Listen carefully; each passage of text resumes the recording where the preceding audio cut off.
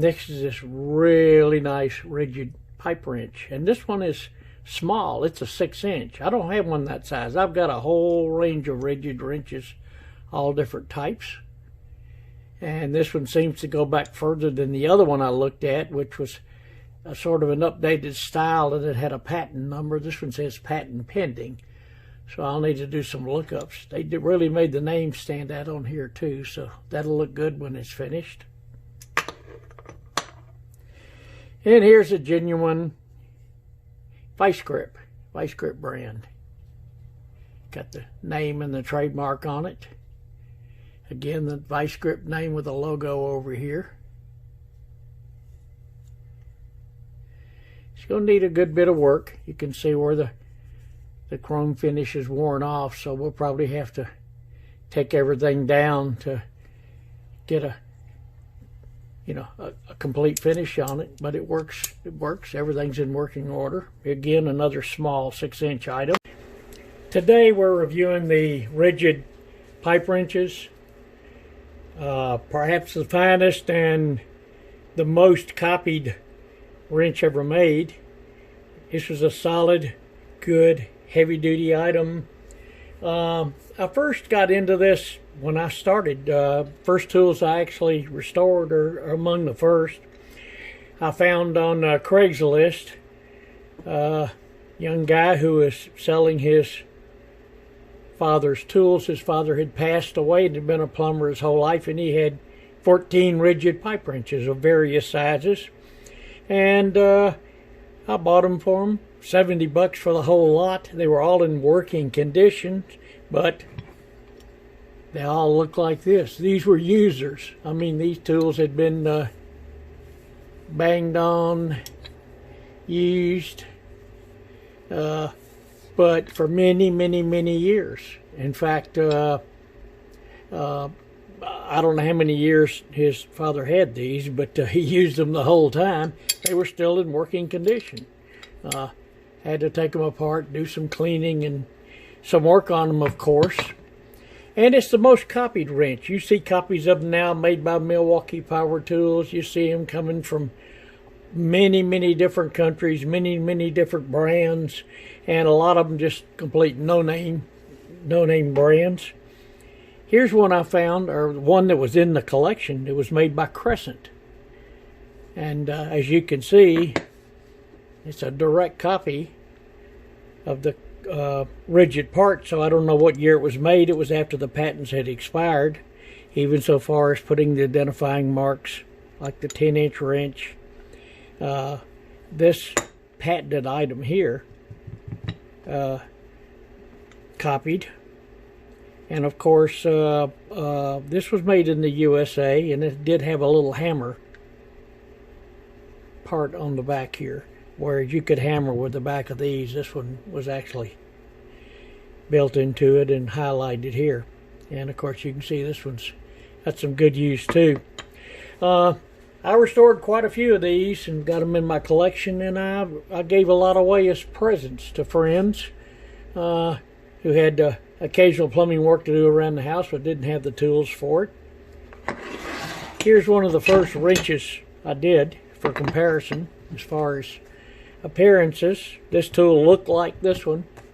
It came out of the same grouping, and of course it's that nice offset design on it. Got that color from Scout Crafter, Chevrolet Red Orange, and put it on here, and of course it makes a wrench really stand out. Polishes up and cleans nice, and as you can see, it looks like a new wrench, although this one had to be 30, 40, maybe more years old, quite old, but and heavily used. But they can all clean up nice like we do on all our tools. I'll show you some of the others that I restored along the way. Here's one where I did a little different design on it, polished the sides.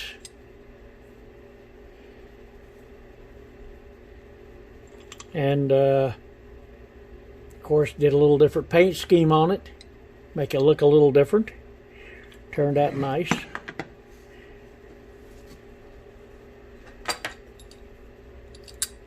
Here's another one here. Smaller 8-inch wrench. And of course, in here, I left that natural and painted the rest of the wrench to make that stand out, other than just highlighting the. I was trying some things here. Here I did it with a sort of a silver color paint. I don't think it turned out as nice as this. It stood out real well. And here's another offset wrench in a smaller size. And I did that similar scheme on it, where we polished the sides, polished the wrench, and then just did the highlighting.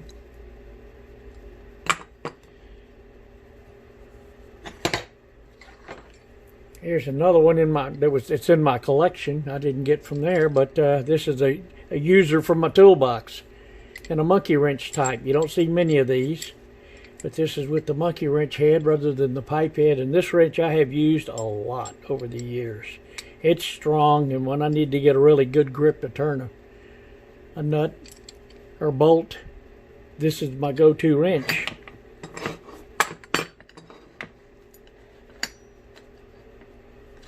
Another item out of my everyday box is this Ridgid pipe wrench I've had for about 40 years. And it's a 14-inch, which is a good mid-size, and I've used this a lot. Of course, I've been guilty of banging on it, using the cheater bar on it, scratching this up, because I didn't have another wrench to go to, and I had some big items I had to work on. But, boy, they are solid. These wrenches last forever. They work and work and work, and just dynamite. The latest one I acquired is one I wanted for my small tool collection. It's a Ridgid 6-inch pipe wrench. And the one I showed earlier. And here it is cleaned up. I decided to leave the natural finish, mainly because the original tool was natural. It wasn't painted that I can find anywhere. They just did it in the natural finish. So I redid this wrench, or finished this wrench in the natural. Like the looks of it. A little bit of history on this particular. The wrench was invented in 1925. And in 1927, they added this part called a stabilizer here. There was none before, and this really wobbled and was really not very solid at all. So they added these two side pieces. They called it stabilizer. And they put a patent on this wrench in 1927. As you can see, it says patent pending on it. Ridge Tool Company, Elyria, Ohio, USA. 6 for 6-inch. And this particular wrench was only made from 1927 to 1928. And till 1929. It was November of 1928 to September of 1929. And at that time, they got their patent on it, and they put the patent number on it, and that was made the same until 1937, I believe, if my memory serves me right. What was also done differently in 1928 was to put this, they call it the trapezoidal plate on here. This little swoop they put on it here, and in that design, and that was put on in 1928, and that was part of the patent. And 1928, and that was part of the patent. Later on in 1937, they went to this piece here, and that was also patented by them, and it's still used today from 1937 on. But it's quite fortunate to grab this wrench. It was only made during a period from 1928 to 1929. Just actually November of 28 to September of 29. So fairly rare. The one prior to this that was made for about 3 years without the stabilizer. All the resources I've got and every reference I've got says that there's just none available. No one can seem to find the ones. I saw a picture of it, but at least among the sites I looked on, the reference articles I went to, they all said that so far there hadn't been one found. So I'm actively looking for one. I'd sure like to get one. It's got to be a pretty rare wrench. Again, this is one of the best wrenches ever made, and you can see why. Lasting that many years, looking like this and still working. Daily drivers that go and go and go and go. So they were well made, and I don't know if they originally intended them to last that long, but they did.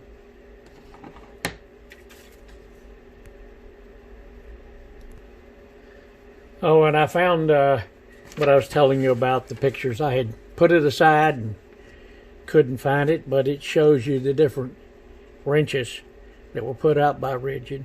And you can see that's that first one without the stabilizer plate. This is the one that I have, made for that short period of time.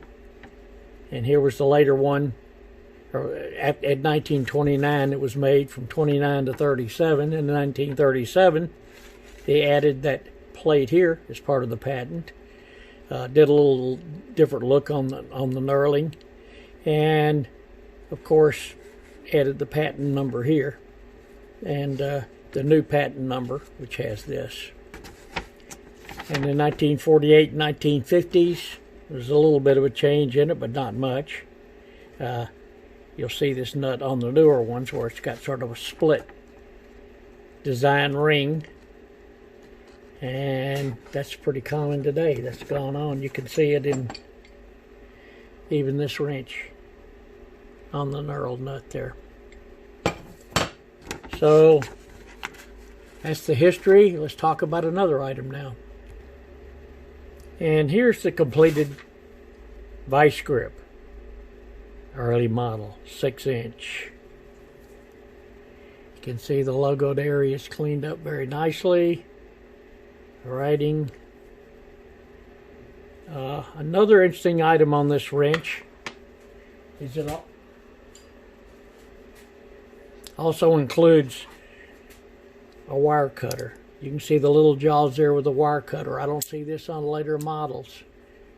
And this little release lever wasn't originally on the wrench. It was added in 1957, the easy release lever. The earlier ones didn't have it. The fellow who made this was Bill Peterson in 1924. He invented this wrench, and he was a blacksmith, and he was Danish, and he moved here, of course, invented the first locking pliers. He sold them from the trunk of his car originally, like many people did, and later on he patented it, put the Vise-Grip name on it, and started selling it for, and of course used for other things other than just clamping metal together for the blacksmithing, for his welding work. But it's a staple of the industry. You know, it's well made and it's used by many. We're going to get a piece of wire now and try out this wire cutter. As much as I try to be organized and keep my desktop organized, sometimes I can't find what I had laid out.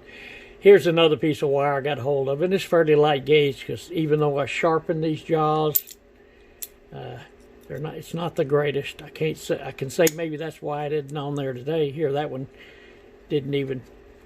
I had to tighten them up as much as possible to get them to work. And, you know, sort of clamp it and pull it apart. It's a anvil type. And I can't say I would want to use these as wire cutters. But that is one of the features that this early model had. And, of course, it'll look nice with my small tool collection because it is a little 6-inch model. There it is with the Ridgid item that I showed you earlier that I got for the small tool collection. Anyway, that's my showings for today. So thanks for watching.